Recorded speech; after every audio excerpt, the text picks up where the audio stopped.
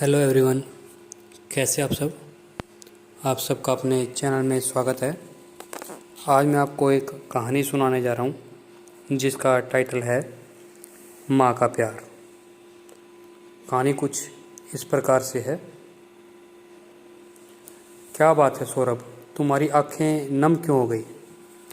सौरभ के सामने की टेबल पर बैठी पत्नी निशा की बात सुनकर सौरभ ने संभलते हुए कहा, नहीं ऐसी कोई बात नहीं, चलो खाना खाते हैं।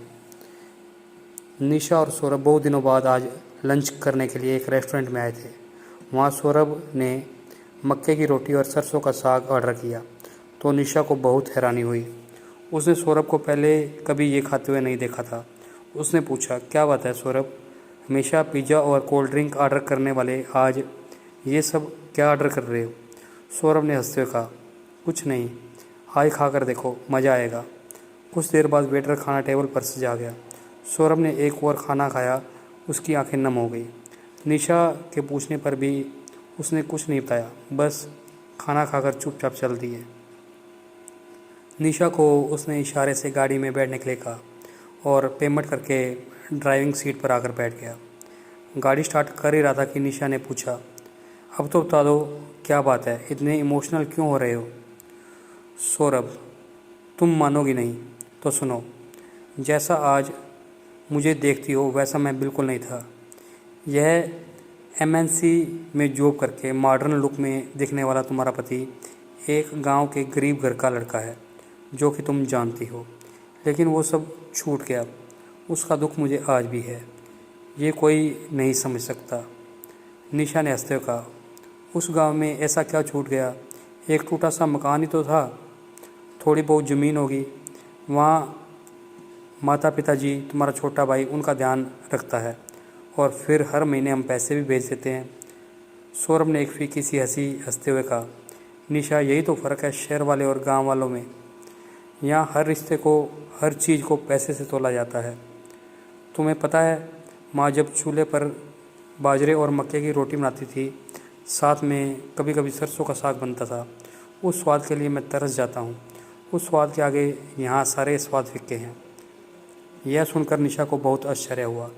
वह बोली, ओह अच्छा, तभी तो मक्के की रोटी और सरसों का साग देखकर इमोशनल हो गए थे, माँ की याद आ गई होगी।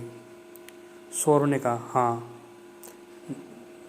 माँ के हाथ के खाने का स्वाद कभी नहीं भूल सकता। उस समय इतनी गरीबी थी कि कभी कभी साग नहीं भी होता था तो प्याज के साथ रोटी खा लेते थे। निशा ने उसकी बात को सुनकर बोला, वो तो ठीक है, मुझे अपने घर की याद आती है, लेकिन अब क्या करें, मैं तो यहाँ शहर में पली बड़ी, मम्मी पापा के पास में रहते हैं, फिर भी उनसे मिलने का मन करता है। चलो इस महीने के लास्ट में गांव चलते हैं, माता पिताजी से मिल आते हैं। सौरभ ने उसकी हाँ में हाँ मिलाई और गाड़ी स्टार्ट करके घर आ गए। अगले दिन से दोनों अपने अपने ऑफिस में बिजी हो जाते हैं। निशा भी एक आईटी कंपनी में काम करती है। सौरभ के पिता ने उसे अच्छे से पढ़ा लिखा दिया। इधर शहर से नौकरी के ऑफ़र आने लगे तो 10 साल पहले वह नौकरी करने शहर आ गया। अभी 3 साल पहले निशा से शादी हुई। उसके बाद तो गांव जाना आना बिल्कुल कम हो गया था। बस वो हर महीने पैसे भेज देता, शायद उसे अपना फ़र्ज समझता था। लेकिन इस महीने जब वह रेस्टोरेंट में खाना खाकर आया तो उसका मन बदल गया। उसका किसी भी काम में मन नहीं लग रहा था।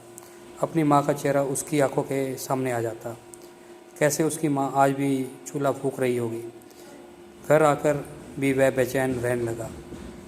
न खाना अच्छा लगता, न किसी से बात करना, और इतनी बड़ी कंपनी में मैनेजर, बड़ा सा पैकेज, शहर की सबसे पोश कॉलोनी में बड़ा सा फ्लैट, किसी भी चीज़ की कोई कमी नहीं थी, लेकिन आज उसे यह सब फीका लग रहा था। एक दिन उसने निशा को अपने मन की बात बता दी। सौरभ ने कहा, निशा मैं जानता हूँ तुम एक मॉडर्न लड़की हो, शहर के मॉल में पढ़ी बली, लेकिन मैंने फ़ैसला किया है कि मैं ये जॉब छोड़ दूँगा और अब तक जो पैसे कमाए हैं उसमें से काफ़ी पैसे इन्वेस्ट करके गांव में जाकर रहूँगा। निशा जो अब तक महीने के लास्ट में 2 दिन के लिए गांव जाने की बात कर रही थी, अचानक यह बात सुनकर आश्चर्यचकित रह जाती है। वह बोली, क्या बात कर रहे हो सौरभ, तुम ऐसा कैसे कर सकते हो? वहाँ गांव में हमारा क्या फ्यूचर है? कल हमारे बच्चे होंगे तो वहाँ एक अच्छा स्कूल तक नहीं मिलेगा उन्हें पढ़ाने के लिए। तुम इतनी अच्छी जॉब सब कुछ दांव पर कैसे लगा सकते हो? मेरा क्या होगा? मैं गांव में कैसे रहूँगी?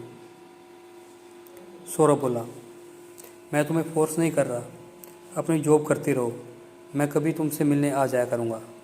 लेकिन अब मैं अपना जीवन पैसे के पीछे भागने में नहीं लगा सकता। तुम सोचो, अभी कोई जल्दी नहीं है। अचानक आए इस तूफान के कारण निशा बहुत परेशान हो जाती है। वह सौरभ के बिना रहने की कल्पना भी नहीं कर सकती। निशा ने अपने मम्मी पापा से बात की। उन्होंने सौरभ को समझाया, लेकिन सब बेकार हो गया। सौरभ का मन शहर की भागदौड़ से उब चुका था। वह गांव में रहकर कुछ करना चाहता था, थोड़ा कमाकर संतुष्ट रहना चाहता था। सभी कोशिशों के बावजूद सौरभ से कहा, सौरभ, मैं एक बार गांव जाकर सास और ससुर जी से बात करना चाहती हूँ। शायद उनके समझाने पर आप मान जाएं। इस घर को बचाने की यह आखिरी कोशिश करना चाहती हूँ। महीने के लास्ट में दोनों गांव पहुँच जाते हैं। माँ पिताजी से मिलकर सौरभ रोने लगता है। निशा देखकर इमोशनल हो जाती है। रात के खाने के समय सौरभ की माँ राधिका पूछती है, बेटा क्या खाना बनाऊँ? सौरभ वही मक्के की रोटी और सरसों के साग की फरमाइश करता है। राधिका चूल्हा जलाकर गरम गरम रोटियां सेकती है। सौरभ अपने पिता और भाई के साथ बैठकर चूल्हे की रोटियां खाने लगता है। वह बहुत संतोष महसूस करता है। अभी सौरभ और निशा ने बात नहीं की थी।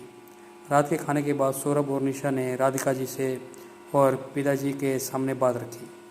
यह बात सुनकर राधिका जी ने कहा, बेटा जब तू शहर जाने की जिद करता था तो हम चाहते थे कि तू न जाए, लेकिन आज 10 साल बाद तू वापस आना चाहता है तो मुझे खुशी होगी। लेकिन एक बात यह भी है कि तुम्हारी और हमारी ज़िंदगी में अब बहुत फ़र्क आ चुका है।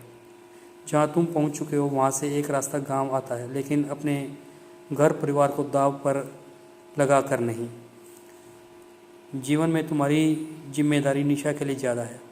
माता पिता कल नहीं होंगे। कल तुम अगर अलग अलग हो गए, आने वाले सालों में हम नहीं होंगे, फिर तू अकेला क्या करेगा?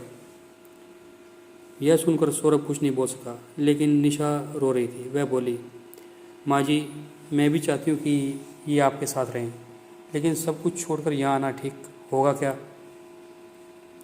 यह सुनकर राधिका ने उसे चुप करवाया। बेटा सौरभ, माँ का चूल्हा हमेशा तेरा इंतज़ार करता रहेगा।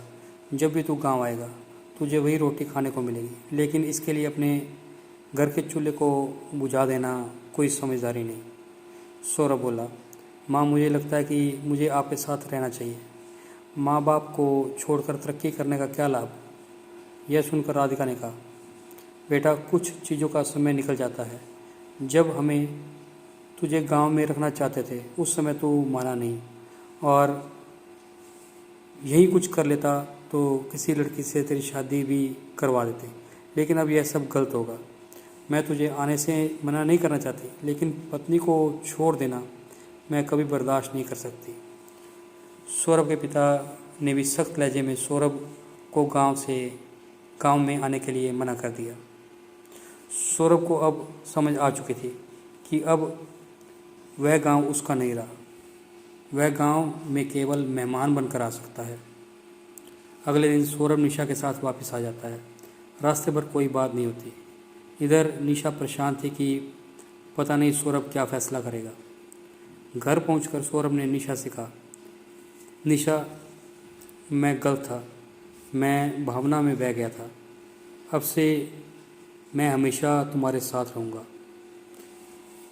माँ ने जो फैसला लिया वह शायद मेरे और तुम्हारे हित के लिए लिया है। माँ का कलेजा कितना बड़ा होता है। इतना सहने के बाद भी इतना बड़ा फैसला। तो आपने देखा किस तरह से माँ बेटे और बहू का प्यार। अगर आपको ये कहानी पसंद आई है तो वीडियो को लाइक कीजिए, शेयर कीजिए और चैनल को सब्सक्राइब कीजिए और बेल वाला बटन ज़रूर दबा दें ताकि हम ऐसी कोई और कहानी डालें तो उसकी नोटिफिकेशन आपको मिल जाए। Thank you.